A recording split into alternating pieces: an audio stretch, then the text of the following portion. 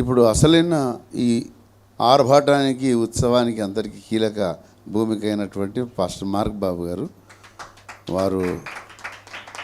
వారి అనుభవ సాక్ష్యాన్ని పంచుకుంటారు. నేను కూడా మార్క్ బాబు, నాకు కూడా సరనే మార్క్ బాబు, ఎందుకంటే నాకు కూడా రోమాలు ఉన్నాయి కదా. థ్యాంక్ యూ సో మచ్ అయ్య గారు. మరి మనల్ని ప్రేమించి, సంఘాన్ని ప్రేమించి, మరి ఆరోగ్యము సహకరించకపోయినా ఓఫిరయ్య గారు ఇక్కడికి రావడం చాలా సంతోషకరము.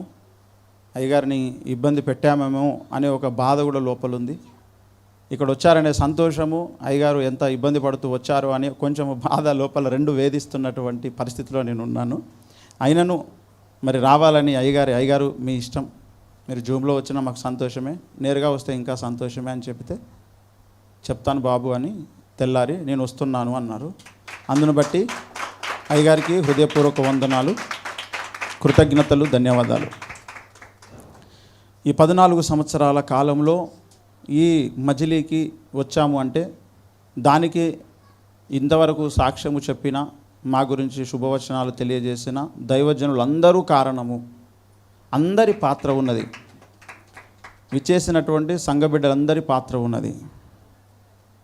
ఇది దేవుడు మీ అందరి ద్వారా జరిగించినటువంటి కార్యము. దేవునికి మహిమ కలుగునుగాక. మరి మండల స్థాయిలోనికి కరుణాకరణ గారు నడిపిస్తే మొదటి గురువుగా, రాష్ట్ర స్థాయికి అరుణయ్య గారు నడిపించారు, దేశ స్థాయికి ప్రపంచ స్థాయికి విశ్వగురువు అయినటువంటి ఓఫిరయ్య గారు నడిపించారు. కనుక నాకు 3 గురువులు ఇప్పుడు, కరుణాకరణ గారు, అరుణ్ కుమార్ అయ్య గారు, ఓఫిరయ్య గారు. వారు ముగ్గురు కూడా ఈ యొక్క 14వ వార్షికోత్సవం సందర్భంగా 3 దినాల ఉపవాస ప్రార్థనలను పురస్కరించుకొని ఈ యొక్క ఎండింగ్ ప్రేయర్లో ఉండడం అనేది చాలా సంతోషకరమైనటువంటి విషయము. వారికి కూడా నా హృదయపూర్వక వందనాలు తెలియజేస్తూ ఉన్నాను. ఉన్నటువంటి వారందరూ ఏదో ఒక విధంగా నాకు సహకరించారు, ధైర్యం చెప్పారు, ఓదార్చారు, బలపరిచారు. కనుకనే నేను ఇప్పుడు ఈ స్థితిలో ఉన్నానంటే దీనంతటికీ వాళ్ళ యొక్క ప్రయాస, వారి సహకారం ఉన్నది అని మరొకసారి చెబుతున్నా దేవుని సన్నిధానంలో. అందును బట్టి దేవునికి మహిమ కలుగునుగాక. మరి నన్ను ఇన్ని రోజులు సంఘ బిడ్డలందరూ ఓర్చుకున్నారు, భరించారు, కనుకనే ఇన్ని రోజులు ఈ 14వ వార్షికోత్సవం ఇంతవరకు నడిచింది. అందును బట్టి దేవుని నేను స్తుతిస్తూ ఉన్నాను. ఇంకా మమ్మల్ని ప్రేమించి వచ్చినటువంటి ప్రతి ఒక్కరికి పేరు పేరున నా హృదయపూర్వక వందనాలు తెలియజేస్తున్నాను. మరి ఈ 3 రోజుల ఉపవాస కూడికలు మొన్నటి దినమున 25వ ordination day, 25th ordination day నిజామాబాద్లో అరుణ్ కుమార్ అయ్య గారిది జరిగినప్పుడు సెకండ్ డే మేము వెళ్ళినప్పుడు స్టేజ్ మీద అరుణ్ కుమార్ అయ్య గారు 3 రోజులు ఉపవాస ప్రార్థనలు పెడదామని చాలా రోజులుగా అంటున్నారు. ఆ రోజు నువ్వు ప్రకటించేసే అని చెప్పాడు వెంటనే. అప్పుడు ఎప్పుడు పెడదాం అయ్య గారు అని అంటే మరి ఫిబ్రవరిలో అని చెప్పన్నాడు. ఫిబ్రవరిలో అని అనుకున్నాము, కానీ వచ్చిన తర్వాత మళ్ళీ జనవరి 29th యానివర్సరీ ఉంది కనుక దాని ఎండింగ్ కొరకు 2 రోజులు పెట్టుకొని 3 రోజులు అని ప్రకటించుకొని, అయ్యగారు అందరికీ జాబులు ఉన్నాయి, పనులు చేసుకునేవారు, మరి కుదురుతుందో కుదరదో అందరు రావడానికి, మేము మా కుటుంబం అయితే సిద్ధంగా ఉన్నాము, మీరు వచ్చేసేయండి అయ్యగారు అని చెప్పాను. అదేవిధంగా సరే బాబు అని చెప్పేసి అమ్మగారిని తీసుకొని వచ్చారు. అమ్మగారికి కూడా నా హృదయపూర్వక వందనాలు తెలియజేస్తున్నాను. వాళ్ళ మనవరాలకు కూడా వందనాలు.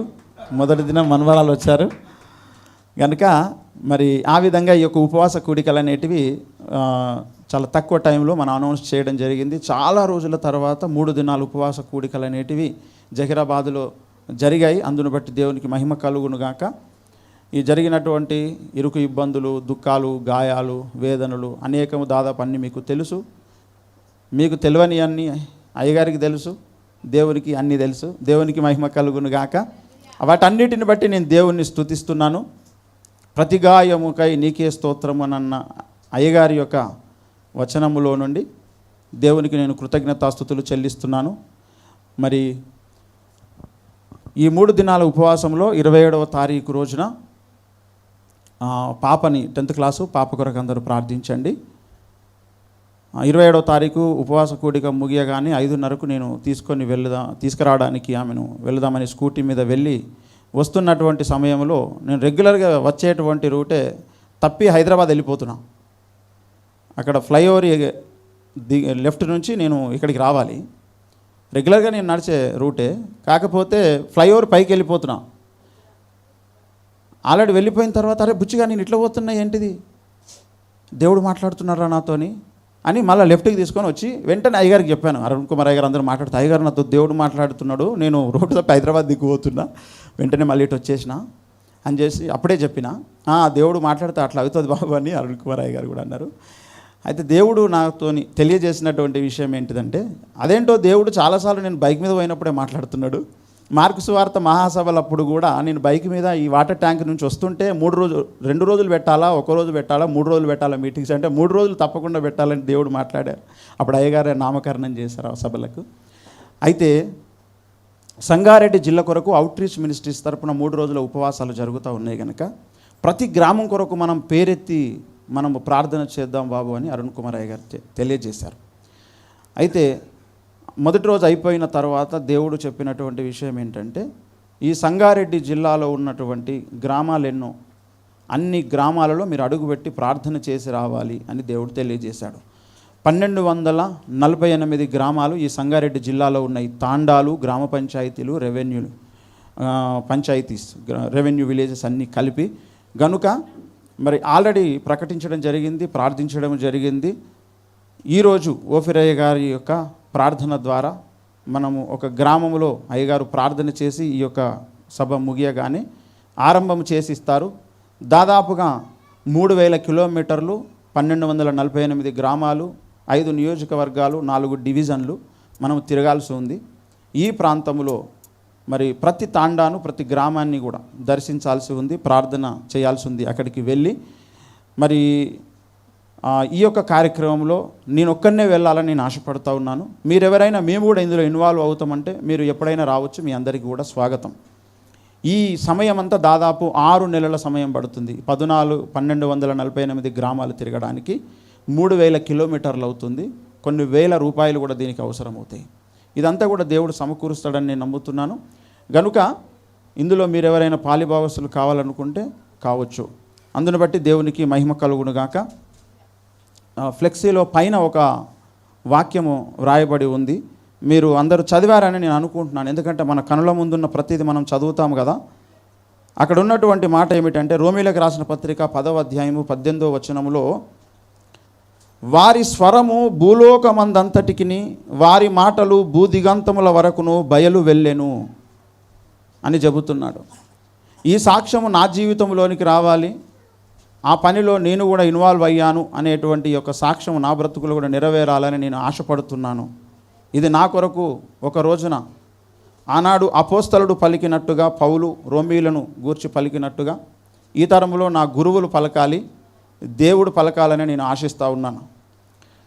మరి కొద్ది రోజుల క్రితం అయ్యగారు నాతో ఒక మాట అన్నారు. క్షీరసాగర మదనం కార్యక్రమానికి ముందు కొద్ది సమయము అనేక విషయాలు మాట్లాడుకోవడానికి సమయం దొరుకుతుంది.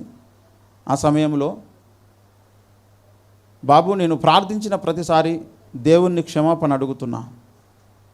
దాదాపు ఇప్పుడు 40-45 సంవత్సరాల నా జీవిత కాలంలో ఆంధ్ర తెలంగాణలోనే నేను తిరగగలిగాను. అప్పుడప్పుడు నార్త్ సైడ్ వెళ్ళాను, కానీ ప్రపంచ పరిచర్య మీద నేను దృష్టి ఎందుకో తెలియదు, అటువైపు నేను దృష్టి పెట్టలేదు అని అన్నప్పుడు, మరి ఆ పని నేనెందుకు చేయకూడదు, మేమెందుకు చేయకూడదు అని నాకు అనిపించింది. దాని కొరకు ప్రార్థన పూర్వకముగా మరి దేవుడు వెంటనే కొన్ని అవకాశాలు ఇచ్చాడు. పోయిన 2025వ సంవత్సరంలో ఇప్పుడు ప్రతి ఊరికి వెళ్ళి అక్కడ అడుగు పెట్టి ప్రార్థించాలి అని ప్రభువు చెబుతాడు కదా. ద్వితీయోపదేశ కాండం 11వ అధ్యాయం 24వ వచనంలో, మీరు అడుగుపెట్టు ప్రతి స్థలము మీదకును, అరణ్యం మొదలుకొని లెబానోను వరకును, యూఫ్రటీసు నది మొదలుకొని పడమటి సముద్రమునకును మీ సరిహద్దు వ్యాపించును అని చెబుతాడు. 11:25లో కూడా ఆ మాట ఉంటుంది. మీ బెదురు మీరు అడుగు పెట్టే స్థలమంతటి మీద ఉంటుందంటాడు. తర్వాత యెహోషువతో ఒక అద్భుతమైన మాట చెబుతాడు. 1వ అధ్యాయం 3వ వచనంలో, నేను మోషేతో చెప్పినట్లు మీరు అడుగుపెట్టు ప్రతి స్థలమును మీకు ఇచ్చుచున్నాను అన్నాడు. మోషేతో చెప్పినటువంటి మాటనట మీరు అడుగు పెడితే ప్రతి స్థలమును మీకు ఇస్తా అంటున్నాడు. చెప్పిందేమో మోషేతో, అడుగు పెట్టాల్సింది మీరు అంటున్నాడు. మరి దైవజనులు, ఈ తరం అపోస్తలుడు, ప్రవక్త, ఈ తరం హెర్మే, ప్రవక్తలందరూ అభిషేకం కలిగినటువంటి మరి దైవజనులు మన ఆత్మీయ తండ్రి ఓఫిరయ్య గారికి దేవుడు నేను నీకు ఇచ్చినటువంటి దర్శనాన్ని ప్రపంచవ్యాప్తంగా నువ్వు చేసినప్పుడు మార్టిన్ లూథర్ ద్వారా ప్రారంభించబడినటువంటి సంస్కరణ నీ ద్వారా ముగింపులోనికి తీసుకొస్తానని అయ్యగారు కొన్ని వేల లక్షల సార్లు చెప్పారు, గ్రంథాలలో కూడా చెప్పారు. అయితే మరి ఆనాటి మోషేకు దేవుడు చెప్పినప్పుడు యెహోషువ దాన్ని స్వతంత్రించుకోగలిగినప్పుడు ఈ తరం అపోస్తలునికి దేవుడు మాట్లాడినప్పుడు మరి దానిని అడుగుపెట్టి మనము స్వతంత్రించుకోవాల్సిన బాధ్యత మనకు లేదా, నాకు లేదా అని నాకు అనిపించింది. అందును బట్టి దేవునికి మహిమ కలుగును గాక. ఇలాంటి సందర్భంలో ఎంతోమంది వ్యతిరేకులు, శత్రువులు ఎక్కడనైనా తడబడతామేమో, ఎక్కడైనా దొరుకుతామేమో అని కీర్తనలు 56:6 ప్రకారము వెతుకుతూ ఉన్నారు. వారు గుంపు కూడి పొంచియుందురు, నా ప్రాణము తీయగోరుచు వారు నా అడుగు జాడలు కనిపెట్టుదురు అంటున్నాడు భక్తుడు. అదే పరిస్థితి ఉన్నది. ఈ అడుగులేదో యేసయ్య యొక్క రాజ్యాన్ని స్థాపించడానికి మొదటి వర్తమానంలో అరుణ్ కుమార్ అయ్య గారు కూడా చెప్పారు. ఈ ఉపవాస దినముల ముందు ఏమిటంటే మనము స్వతంత్రించుకోవాలి, సాతాను గాని దగ్గర నుంచి గుంజుకోవాలి, అడుక్కొని దోచుకోవాలి అని చెప్పారు. గనుక దేవుని దగ్గర అడుక్కొని సాతాను గాని దగ్గర మనం దోచుకోవాల్సినటువంటి అవసరం ఉన్నది. ప్రపంచం అంతా వాని చేతులలో ఉంటే దానిని సత్యము కొరకు మనము ఆక్రమించాల్సినటువంటి అవసరం ఉన్నది అని నాకు స్థిర తీర్మానం ఏర్పడింది. మరి దీని కొరకు ఈ 2026వ సంవత్సరంలో దేవుని చిత్తమైతే ఒక 7 దేశాలలో అడుగు పెట్టాలని ఒక ఆశతో ఉన్నాను. ఇప్పటికీ నాకు 80 లక్షల అప్పు ఉంది. ప్రతి నెల 1,70,000 ఈఎంఐ కడుతున్నాను. నేను ఎట్లా కడుతున్నానో, ఎట్లా అవుతుందో, ఏం జరుగుతుందో అంత దేవుని కృప. అయినను సరే ఈ యొక్క కార్యంలో ముందుకు వెళ్ళడానికి నేను ఎంతగానో ఉవ్వులూరుతున్నాను. మరి మార్చి 24 నుండి 28వ తారీఖు వరకు థాయిలాండ్లో మరి 44వ దేవదర్శన దినోత్సవాన్ని మనము జరిగించుకోబోతున్నాము. దీని కొరకు నేను ఎంతగానో నాట్యం ఆడుతూ గంతులు వేస్తున్నాను. నాకెంతోమంది పెద్దలు నా ముందు ఉన్న చిన్నవాడినైనటువంటి నాకు ఈ అవకాశం దక్కినందుకు నేను ధన్యునిగా ఫీల్ అవుతున్నాను. దేవదర్శన దినోత్సవము ఇప్పటి వరకు ఇండియాలో జరిగింది, మొట్టమొదటిసారి ఇంటర్నేషనల్గా జరగబోతుంది. దానికి నేను కూడా చిన్న పాత్రగా ఉన్నందుకు నేను ఎంతగానో సంతోషిస్తున్నాను. అందుని బట్టి నేను దేవుణ్ణి స్తుతిస్తున్నాను. ఇక మీదట జరగబోయే దేవదర్శన దినోత్సవాలన్నీ అంతర్జాతీయంగానే జరగాలి, అందులో నాది చిన్న పాత్ర ఉండాలని నేను చాలా ఆశిస్తున్నాను, దేవుని దగ్గర గోజాడుతున్నాను. ఇక నుంచి ఓఫిరయ్య గారు మనకు లైవ్లో ఆంధ్రాలో, తెలంగాణలో, అంతర్జాతీయంగా లేదా జాతీయ స్థాయిలో మనకు కనబడ్డారు. ఇక నుంచి ప్రతి వారము నెలకొకసారైనా అయ్యగారు అంతర్జాతీయంగా వేరే వేరే దేశాలలో మనకు కనబడుతూ ప్రపంచం అంతటికి సత్యాన్ని తెలియచేయాలని నేను ఇష్టపడుతూ ఉన్నాను. మనం వెళ్ళగలిగినటువంటి స్థలంలోనికి అయ్యగారి గ్రంథాలను తీసుకుని వెళ్ళి ప్రార్థన చేసి మనకు తోచినంత సాధ్యమైనంత అక్కడ ప్రార్థన చేసి రావాలి. అక్కడ కొన్ని గ్రంథాలు ఇచ్చి రావాలి. మనకు నేర్చుకున్నదేదో, తెలుసుకున్నదేదో ఆ వాసన వాళ్ళకు అంటించి రావాలి అనేటువంటి ఒక ఆతురతతో ఉన్నాను. మరి ఈ ఉపవాస కూడికల తర్వాత తప్పకుండా ఈ 1248 గ్రామాలు చిన్న తాండా మొదలుకొని అంతర్జాతీయంగా ఉన్నటువంటి మరి దేశాలలోనికి 203 దేశాలు ఉన్నాయి భూమి మీద. అందులో రికగ్నైజ్ కానటువంటి దేశాలు 8 ఉన్నాయి. 195 దేశాలలో 2 దేశాలు వాటికన్ సిటీ, తరువాత పాలస్తీనా, ఇవి 2 అబ్జర్వేషన్ దేశాలుగా ఉన్నాయి, ఇంకా గుర్తింపబడలేదు యుఎన్ ద్వారా. ఇంకా 193 దేశాలు ఎదురు చూస్తున్నాయి సత్యము కొరకు. మనం వెళ్ళాల్సినటువంటి పని చాలా ఉన్నది. దాని కొరకు నేను అన్ని విధాలుగా అన్నీ ప్రిపేర్ చేసుకొని సిద్ధపడి ఉన్నాను. మీరందరూ నా కొరకు తప్పకుండా ప్రార్థన చేయండి. మనం ఈజీగా వెళ్ళగలిగేటువంటి దేశాలు 60, మిగతా దేశాలన్నీ కూడా అది వీసా ప్రాసెస్ కావచ్చు, వెళ్ళే ప్రాసెస్ కావచ్చు, యుద్ధాలు జరుగుతున్న వాతావరణాన్ని బట్టి కొంచెం వెళ్ళడానికి కష్టంగా ఉన్నటువంటి పరిస్థితులు కనబడుతూ ఉన్నాయి. కనుక ప్రతిదినము మీ అందరి యొక్క ప్రార్థనలో ఈ 195 దేశాల నిమిత్తము తప్పకుండా ప్రార్థించాల్సిందిగా మనవి చేస్తున్నాను. మొదటి వరుసలో ప్రతి దేశానికి వెళ్ళి అడుగుపెట్టి ప్రార్థన చేసి రావాలి. మొన్న దుబాయ్ వెళ్ళాను ఆగస్టులో. నెలకొక దేశం వెళ్ళాలని టార్గెట్ పెట్టుకున్నాను 2025లోనే. దుబాయ్ వెళ్ళి అక్కడ దిగగానే ప్రార్థించాను. ఫ్లైట్ దిగి మొదటి అడుగు పెట్టగానే, దేవా ఇది సత్యం కొరకు ఈ దేశం మాకు కావాలి, సత్య ప్రవక్త కొరకు ఈ దేశం కావాలి అని నేను ప్రార్థించాను.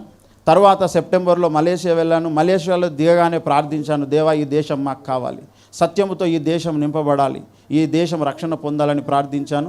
తర్వాత నవంబర్లో థాయిలాండ్ వెళ్ళాను. మరి యేసయ్య కొరకు బాప్తిసం ఇచ్చి యోహాను త్రోవ సరాలము చేసినట్టుగా ప్రవక్తను తీసుకొని వెళ్ళడానికి, మార్గం సరాలం చేయడానికి థాయిలాండ్ దేశానికి వెళ్ళి మార్గం సరాలము చేసి రావడం జరిగింది. దేవునికి మహిమ కలుగునుగాక. ప్రతిసారి కార్యక్రమం జరగాలంటే లక్షలు కోట్ల రూపాయలు కావాలి. ఇప్పుడు థాయిలాండ్లో జరగబోతున్నటువంటి కార్యక్రమం 1 కోటి రూపాయల ఖర్చుతో కూడుకున్నటువంటిది, అద్భుతముగా జరగబోతూ ఉంది. మరి రత్నకుమార్ సార్ గారి ద్వారా ఈ యొక్క అవకాశము కలిగింది కనుక దానిని సత్యం కొరకు వాడాలి. ఆయన నన్ను స్పీకర్గా అంతర్జాతీయంగా అనేక దేశాలకు తీసుకొని వెళ్తానన్నాడు. నేనేం ఆశిస్తున్నానంటే నాకు వచ్చిన అవకాశాలలో అయ్యగారిని నేను తీసుకొని వెళ్ళాలి అనే ఒక ఉద్దేశంతో ఇప్పుడు థాయిలాండ్లో మొట్టమొదటి మీటింగ్ జరగబోతుంది. తదనంతరము సీక్వెన్స్గా నెక్స్ట్ మంత్ ఒమాన్లో మీటింగ్ జరగబోతుంది. మే నెలలో ఇండోనేషియాలో మీటింగ్ జరగబోతుంది. గనుక యథార్థవాది టీవీ ఛానల్ ద్వారా దాదాపు అనేక మంది దేశాల నుంచి, దాదాపు ఒక 20 దేశాల నుంచి రెగ్యులర్గా మన కార్యక్రమాన్ని వీక్షిస్తున్నారు. అక్కడ మన సత్యాన్ని ఎరిగి మేము కొన్ని ప్రశ్నలకు సమాధానాలు పొందుకున్నాము అని చెప్పినటువంటి వాళ్ళు ఉన్నారు. గనుక మరి ఇంకా ప్రపంచవ్యాప్తముగా అందరికీ కూడా సర్వసత్యాన్ని తెలియజేయడానికి మనుషుల హృదయాలలో ఉన్నటువంటి ప్రతి సందేహాన్ని తీర్చడం కొరకు నన్ను కూడా దేవుడు ఒక చిన్న పాత్రగా వాడుకుంటున్నాడు అయ్యగారి ద్వారా. అందును బట్టి దేవునికి నేను స్తుతులు చెల్లిస్తూ ఉన్నాను. కనుక ఇందులో మీరందరూ కూడా ప్రార్థన చేయండి. ఈ యొక్క యథార్థవాది టీవీ ఛానల్ పెట్టడానికే ముఖ్యమైనటువంటి కారణం, ఈ నామకరణం చేసింది ఓఫిరయ్య గారు. ధనసిరి అనే గ్రామంలో తొట్టెల కార్యక్రమానికి వెళ్ళినప్పుడు ఎవడో ఒక పాస్టర్ వచ్చాడంట, మన పర్మిషన్ లేకుండా వాడిని బయటికి గుంజుకరండి, చంపి పడేద్దామని 150 మంది తాగి క్రైస్తవులు నా మీదకి వచ్చినప్పుడు, ఇక నుంచి మీ ఊర్లలోకి నేను రాను, మీ చర్చిలు ఉన్న ఊర్లలోకి అని పోలీస్ స్టేషన్లో ఎస్ఐ గారి ముందు నేను తెలియజేయడం జరిగింది. ఆ తెలియజేసి వచ్చిన తర్వాత మరి నేను ఏదో ఒక విధంగా అయితే వెళ్ళాలి కదా, వద్దన్న దగ్గరికే కదా నేను వెళ్ళాలి అని అప్పుడు యూట్యూబ్ ఛానల్ ద్వారా వాళ్ళ ఊర్లలోకి వెళ్ళడం జరుగుతుంది. ఇప్పుడు దేవునికి మహిమ కలుగును గాక. ఆ ధనసిరి అనే గ్రామంలో ఒక బాబు బెన్నీ అనే సామ్యుయేల్ బెన్నీ అనేటువంటి ఒక అబ్బాయికి నేను బాప్తిసం ఇవ్వడం జరిగింది. ఆ గొడవ జరిగిన తర్వాత ఈ మెథడిస్ట్ సంఘము ఆల్రెడీ అక్కడ ఉంటుండగా ఫస్ట్ టైము ఈ బెన్నీ అనేటువంటి అబ్బాయి సేవకుడయ్యి అక్కడ షెడ్ వేసుకొని సంఘం స్థాపించాడు. ఇప్పుడు ఆల్రెడీ నడుస్తుంది ఆ సంఘం. దేవుడు ఆ విధంగా అనేకమైనటువంటి అద్భుత కార్యాలు చేస్తూ వస్తున్నారు. గనుక మరి మీరందరూ కూడా నా కొరకు, కుటుంబం కొరకు ప్రార్థించండి. అయ్యగారికి దేవుడిచ్చినటువంటి దర్శనాన్ని ఇంకా తీసుకొని వెళ్ళడానికే ఈ జీవితము. గనుక దీని కొరకు మరి ఇంకా అవకాశం ఉన్నంత వరకు ముందుకు పరిగెత్తాలని, ప్రతి గంట, ప్రతి నిమిషము, ప్రతి దినము కూడా సద్వినియోగం చేసుకోవాలని నేను ఆశిస్తున్నాను. అయితే కరపత్రికలు పంచుతుంటే ఈనాడు మతోన్మాదులు ఎక్కడ పడితే అక్కడ ఈ సోషల్ మీడియా ద్వారా అందరినీ రెచ్చగొట్టి పెట్టారు. గ్రామాలలో కరపత్రిక కనబడితే, క్రీస్తు సువార్త కనబడితే వచ్చి కొట్టి గొడవ చేస్తూ ఉన్నారు. మీరు అందరూ చూస్తూనే ఉన్నారు కదా. అయితే ప్రతి గ్రామంలోనికి వెళ్ళి ప్రార్థన చేసి నేను అక్కడ వీడియో తీసి ఆ ఊరు బోర్డుని ప్రార్థన చేసి వచ్చి ప్రతిరోజు సాయంత్రం 8 నుంచి 9 గంటల వరకు ఆ గ్రామస్తులు నేను వచ్చి వెళ్ళానని చెప్పేసి, ఎందుకంటే నేను కూడా చిన్నపాటి సెలబ్రిటీనే కదా, నేను కూడా అయ్యగారితో పాటు ఉన్నందుకు నన్ను కూడా చాలామంది గుర్తిస్తున్నారు. మన దుబాయ్ వెళ్ళినప్పుడు అక్కడ అందరూ కూడా అనేక దేశాల నుంచి, అమెరికా, యూకే, ఆస్ట్రేలియా నుంచి అనేక మంది సేవకులు వచ్చారు. నేను వెళ్ళగానే అందరూ నన్ను గుర్తుపడుతున్నారు. ఈయన ఓఫిర్ గారి పక్కన ఉంటాడు కదా, ఓఫిర్ గారి పక్కన కూర్చుంటాడు కదా అని చెప్పేసి గుర్తుపడుతున్నారు అనమాట.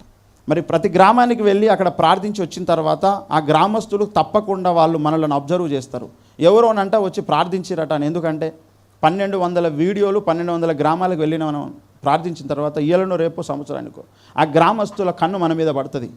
కనుక ఆ వచ్చిన తర్వాత ప్రతిరోజు 8 నుంచి 9 గంటల వరకు ఆ గ్రామంలో ఉన్న వారి కొరకు నేను యూట్యూబ్ ద్వారా సువార్త చెప్పాలనుకుంటున్నాను. కరపత్రిక ఇస్తే చాలా టైం కావాలి, చాలా ఖర్చు కావాలి. అందరికీ మొబైల్లోనికి వెళ్ళేటువంటి మార్గాన్ని దేవుడు ఇవ్వబోతున్నాడు. అంతేకాకుండా సోషల్ మీడియాలో ఈనాడు సత్య సంబంధుల కంటే ఎక్కువ అసత్య సంబంధులు ఎక్కువ ఉన్నారు. అంతేకాకుండా మతోన్మాదులు ఎక్కువ ఉన్నారు. వాళ్ళు తప్పుడు ఐడీలు పెట్టుకొని ఫోటోలు పెట్టకుండా క్రైస్తవ్యం మీద, బైబిల్ మీద, భక్తుల మీద, సేవకుల మీద తిట్టడమే ఒక పనిగా పెట్టుకున్నారు. దానికి వాళ్ళకు డబ్బులు కూడా వస్తున్నాయి.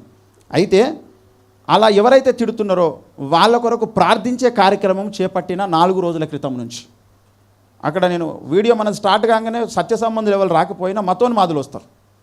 నువ్వు ఆ ఐడి వెనకాల ఉన్న వ్యక్తి నువ్వు స్త్రీయో పురుషుడో నాకు తెలియదు, కానీ నీ కొరకు నేను ప్రార్థిస్తున్నా. ఆఖరి క్షణములోనైనా ఈ లోకంలో నుంచి నువ్వు వదిలిపెట్టేసరికి నేను చెప్పే సువార్త నీకు పనికి వస్తుంది నా ప్రియ సోదరుడా. యేసయ్య శత్రువుని ప్రేమించమన్నాడు. నువ్వు నాకు కనబడకపోయినా ప్రేమించి నీకు సత్య సువార్త చెబుతున్నా. ఇదిగో నీ కొరకు ప్రార్థిస్తున్నానని 4 రోజుల నుంచి ప్రార్థిస్తున్నా. ఈ 1248 గ్రామాలలోకి వెళ్ళి కూడా అదే విధంగా నేను ప్రార్థించడానికి ఒక తీర్మానం కలిగి ఉన్నా. మీరందరూ నా కొరకు ప్రార్థించండి. కుదిరితే నాతో కలిసి కూడా ముందుకు రావడానికి సిద్ధం కావాలని మనవి చేస్తున్నాను. మరి ఓపికగా ఇంతసేపు అయ్యగారి యొక్క విలువైన సమయాన్ని నాకు అనుగ్రహించినందుకు అయ్యగారికి హృదయపూర్వక వందనాలు. దేవునికి స్తుతులు చెల్లిస్తూ అయ్యగారికి సమయాన్ని అప్పగించుకుంటున్నాను. థ్యాంక్ యూ సో మచ్ అయ్యగారు.